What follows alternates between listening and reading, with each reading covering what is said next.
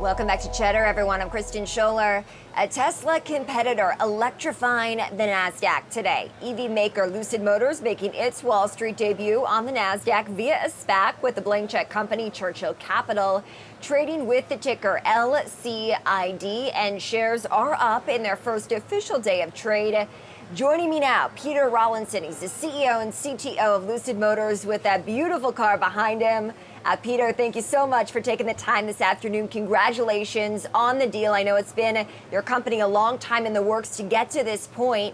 When can we expect that car behind you to be on the road? This year to deliver the best electric car in the world to customers this year and meet our schedule for deliveries this year and next. This year and next, $160,000 I see at the top end of the range. Plans to bring that down for a cheaper version at $70,000. We can talk about that price point a little bit later. But talk to me how you will be able to produce a car and deliver a car by the end of the year. When is production officially starting? Well, we've built the first purpose-built electric car company factory in North America, and we've built that in Arizona, and the plant is up and running, and we're currently building cars, a production run of quality validation cars. And once the quality is right, we'll start delivering those cars. So this process has been planned for a number of years now, and the company is currently producing cars. It's just getting the quality right, getting through the finessing of that quality before we deliver to proud customers. Okay, and I do see you have quite a few reservations, 10,000 reservations actually, according to a July 13th SEC filing representing $900 million in sales. All 10,000 of those reservations, can they expect a car by the end of the year? And we announced 11,000 and growing this morning. And we've sold out of our Dream Edition. So the waiting list is growing. So sign up quick, otherwise you have to wait for your car a bit longer. Some are going to get it by the end of the year. I think I heard you, Peter. There's yes. some maybe waiting a little bit longer. Is that what you said? Yeah. Okay. So if you're a Dream Edition reservation holder, that's already sold out, and we're mainly making Dream Edition this year. Okay, so the Tesla version of this pales in comparison. It's less than half the price of $160,000. How do you justify that lofty price point? This is in the luxury sector. We have a car of over 1,000 horsepower. Some variants have over 500-mile range. We're competing here with Mercedes-Benz, S-Class, top-end Audis and BMWs and Porsches. And this is the sort of price point that these competitive vehicles command. We're not overtly competing with Tesla at all. We're competing with the gasoline cars, the luxury grande mars. Okay, so you've got this sedan, this luxury sedan set to be shipped and delivered by the end of the year. You've got a luxury SUV called Gravity. Are you still targeting a 2023 rollout for that vehicle, and what will that price point be? Right, similar price point to start with, and we'll gradually make the car more affordable, more attainable.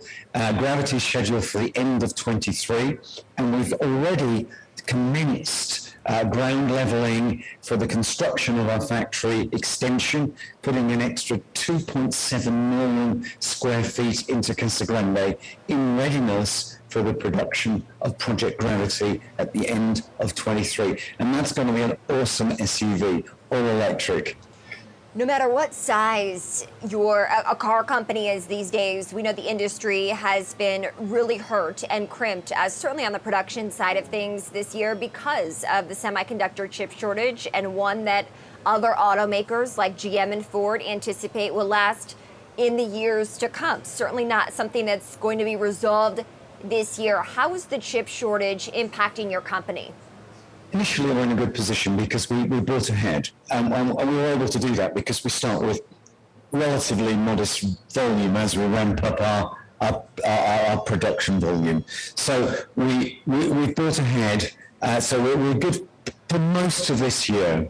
And we've got mitigation plans for alternative sourcing for chips and appropriate PCB redesign to accommodate those, if indeed we need to take that course of action. So right now, I think we're in a good position, probably better than some of the traditional automakers, because we actually have a relatively modest volume ramp to start with this year.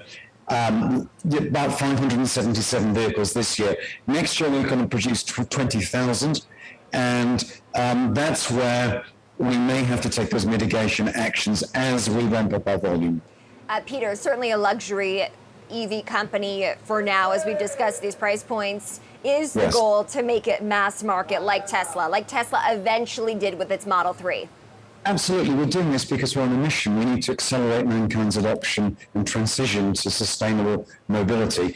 The first product defines the brand. So we've overtly gone for a high-end product, over 1,000 horsepower, 500-mile range, over 900-volt architecture. It's the highest tech EV available. It's a real landmark because that technological tour de force defines the brand at that price point. The objective is to progressively make more attainable, more affordable cars in ever-increasing volume, which we can have a meaningful impact upon the environment through this transition. Peter, I have a million questions for you. We only have time for one more. And your competitor, Tesla, that is, it's faced inconsistent results, only recently got to long-term profitability, and it's been cited with poor customer service. As a startup, in the EV space, a young company in the EV space, how are you going to make sure that your company stands out so you don't have inconsistent results and so that the customer service is quality? Well, I think it starts in the company's culture, and I think the tone and culture of the company comes from the top. I'm here at our flagship store here in Manhattan. The studio here in the meatpacking district is exquisitely configured. We're paying that level of attention to detail for our service experience as well as retail. And we're all committed here to provide an exemplary service to our dear customers. Peter, when do I get to take this for a test ride? I could take you for a drive this afternoon. Come join me in Manhattan. But you're welcome to test drive the car very soon. We haven't had anyone outside the company drive it yet for legal reasons, but that's coming really soon. Okay, let's get something on the books here. I know our viewers will want to see this.